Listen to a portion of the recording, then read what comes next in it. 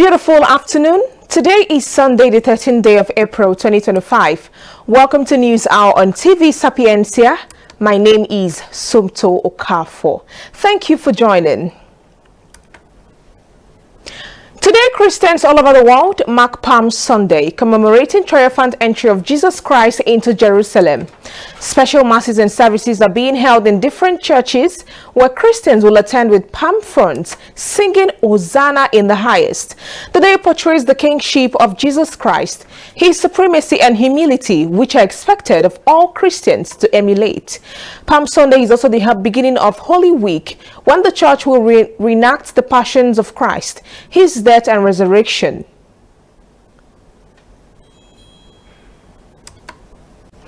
The Joint Admission and Matriculation Board, JAMB, has released the result of the 2025 Mock Unified Tertiary Matriculation Examination conducted on Thursday, April 10, 2025.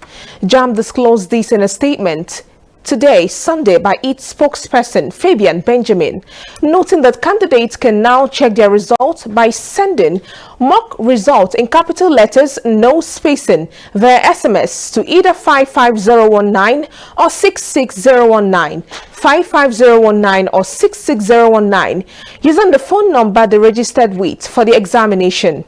According to the board, the mock UTME is optional and aims to test its yearly innovations, while also giving candidates an opportunity to experience the computer-based test environment ahead of the main examination.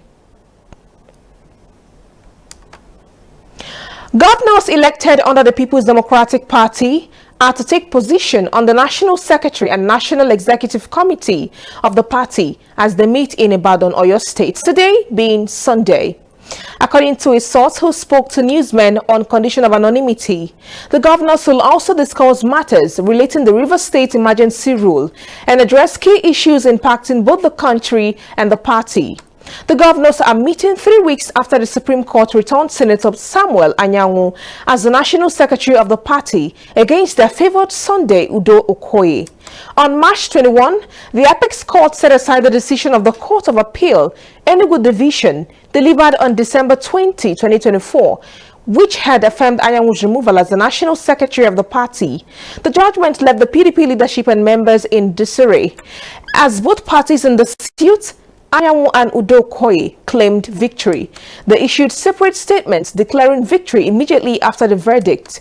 PDP has been grappling with internal conflicts both before and after the 2023 elections, resulting in growing instability and division within the party. However, as part of continuous measures to reposition the party, the PDP governors are set to meet in Ibadan today.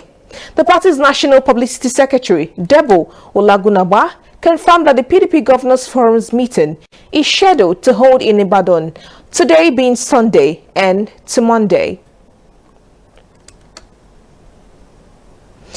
The Commissioner of Police in Ondo State, Wilfred Afolabi, has ordered the immediate redeployment of the divisional police officer in charge of the Iwaroke Division, Ganiyu Doda, accused of extortion. The command spokesperson, DSP Olushola Ayalande, in a statement on Sunday in Akure, said the DPO was redeployed over allegations of extortion leveled against him by residents of the community. The news agency of Nigeria, NAN, reports that residents of the Ibaroke community in Ifedore local government area of the state had on Friday protested against alleged extortion by the DPO. The protesters, who were carrying leaves, blocked the main road leading to the community to show their grievances. Ayalande explained that the DPO was redeployed following a viral video circulating on social media where he was publicly accused of extortion by the aggrieved protesters during a heated altercation. Ayalande, while reiterating the command's commitment to transparency, accountability and community trust, urged members of the public to remain calm and allow for due process in handling the matter. The Plateau State Governor, Caleb Mufwang, as a step towards recovering communities occupied by terrorists in the state, has ordered a census of people living in the area, emphasizing the need for proper documentation of residents. He made this order during a visit to the Tiop community in the Mangu local government area of the state on Saturday. The governor's move aims to address the growing security concerns in the state, where 64 communities have been occupied by terrorists. The governor condemned the arrangement where indigenous populations are chased out of their ancestral homes, calling it a ploy to keep people in poverty. Mufwang emphasized the need for law-abiding citizens, stating that the state cannot afford to be lawless. The governor appealed for a peaceful engagement to the occupants and urged security agencies to take charge. 8 passengers have been confirmed dead, while 11 others sustained severe injuries when a bus traveling along Maiduguri-Damboa Road in Borno State stepped on an explosive. It was gathered that the incident occurred around 11:45 a.m. on Saturday. Confirming the incident to newsmen, the spokesperson of the Borno State Police Command, Nahum Dasso, said the injured passengers were receiving treatment at the State General Hospital. Dasso confirmed that the police had begun a clearance operation in the area to prevent further explosions. Meanwhile, Governor Babagana Zulum of the state visited the injured travelers at the State Specialist Hospital in Maiduguri.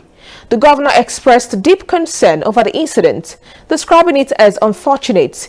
He assures residents of the ongoing collaboration with security agencies to mitigate risks.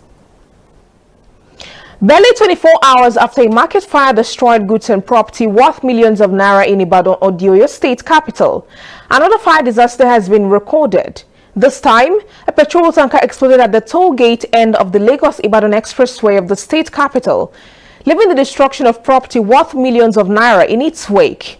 The explosion reportedly started around 3 p.m. along Leeds City University Road, with business owners and car owners within the vicinity suffering huge losses.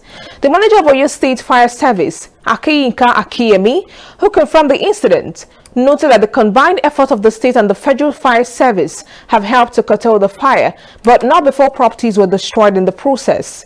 Some of the cars and motorcycles parked along the road were also razed down during the incident. It could not be confirmed at the time of filing this report if there was any casualty from the incident.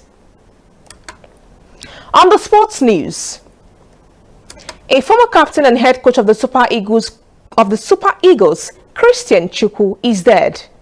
It was reported that the former Enugu Rangers coach died at the age of 74 in the early hours of Saturday at the Niger Foundation Hospital in Enugu State. However, the exact circumstances surrounding his death remain unclear as of the time of filing this report. His longtime teammate and friend, Dr. Olusegun Odegbami, confirmed the development in a post via his official X handle on Saturday. Chukwu was born on January 4, 1951 in the Obe community in the Nkanu West local government area of Enugu State. He captained the Nigerian national team, then known as the Green Eagles, between 1974 and 1980. Chukwu captained the national team to its first ever Africa Cup of Nations title in 1980 and finished as a runner-up in 1976 and 1978. The Enugu-born legend also led the Enugu Rangers FC team that won the Africa Cup winners in 1977. Chukwu also served as assistant coach of the first team to win FIFA World Cup trophy for Nigeria, the Golden Eaglets that triumphed at the FIFA U16 World Cup in China in 1985. He was also the assistant coach of the team tagged the Golden Generation, the 1994 class of Super Eagles that qualified Nigeria for its first FIFA World Cup finals. May his soul rest in peace. Amen.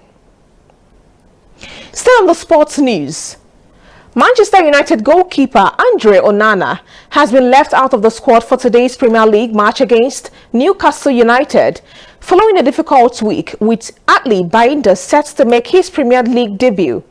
According to reports by football transfer expert Fabrizio Romano, Onana was informed of the decision by manager Ruben Amorim after United's UEFA Europa League fixture against Olympique Lyon. The manager advised the Cameroonian goalkeeper to take a brief break from football to mentally recharge. He added that Onana is expected to return to the squad for the second leg of the Europa League tie on Thursday. On the foreign news, The United States Mission has announced changes to its visa interview requirements for Nigerian travelers. According to a statement on the mission site on Friday, the new requirements takes effect on April 22, 2025. Based on the release, visa applicants in Abuja and Lagos must take along a DS-160 visa application form with a confirmation barcode number that begins with AA followed by 2 zeros. The U.S. mission said the code must match the one used to schedule the appointment online. It warned that failure to verify the alignment will result in denial of entry into the consular section or the visa interview, the mission warned. The revisions are part of the efforts of the consulate to ensure a smoother visa processing. And finally, still on the foreign news, a Scottish boarding school has become the first private school in the United Kingdom to allow parents to pay school fees using cryptocurrency. Lomond School, located in Helensburgh, Argyll and Bute, said it will begin accepting Bitcoin payments for tuition starting from the autumn term. Annual fees at the school go as high as £38,000, BBC reports on Saturday. The school noted that the move followed requests from some parents and aligns with its ethos of independent thinking and innovation. However, all Bitcoin payments will be immediately converted to British pounds to guard against cryptocurrency market violation. In a statement on Saturday, head teacher Claire Chislum said the school's decision reflects its forward-looking values. Bitcoin is a digital currency that operates outside traditional banking systems. While its value surged in 2024, it remains highly volatile and subject to rapid fluctuations. All right, ladies and gentlemen, that was the news hour on TV Sapiencia. On behalf of the editorial and technical crew, my name is Somto Okafor. Good afternoon once again, and thank you for choosing TV Sapiencia. I wish you a great Sunday.